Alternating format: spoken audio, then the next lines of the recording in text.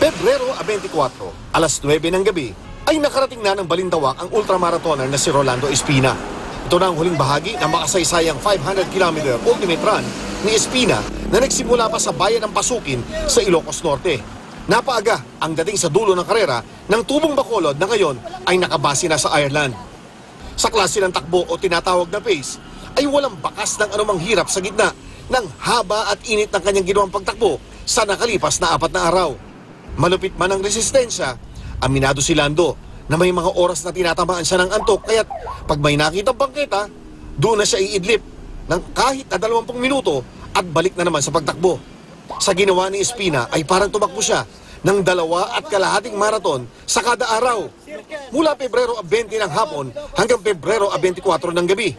Pagdating sa 500-kilometer mark sa Quezon City Circle, ay tila walang bakas ng pinagdaan ng pagsubok si Lando. You just have to believe in yourself. You know, if you love what you're doing, then that's it. You know, mental lang naman yan.